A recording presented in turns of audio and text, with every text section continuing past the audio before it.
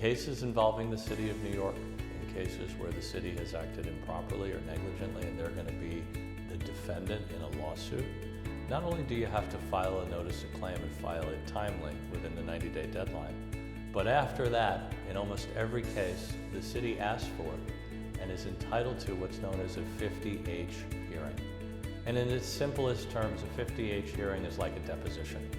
The only difference is that, one of the differences, is that a deposition happens after a lawsuit is filed and within the context of a lawsuit. The 50H is the opposite. The 50H happens before the lawsuit is filed.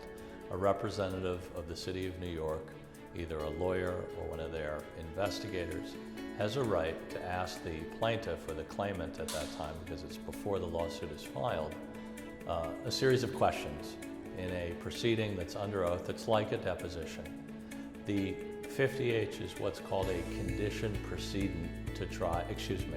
The 50H is what's known as a condition precedent to suit. And that's just legalese or a fancy way to say you got to do the 50H before you file the lawsuit. If you don't file your notice of claim within 90 days, you may never be able to, you may be barred from bringing a lawsuit against the City of New York. Similarly, if you file a lawsuit against the City of New York before appearing for and testifying in a 50H proceeding, that may be fatal to your lawsuit.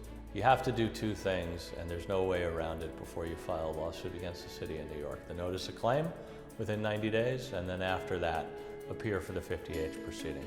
For both of those, the 50H and the notice of claim that comes before it, it's advisable to have a lawyer at your side.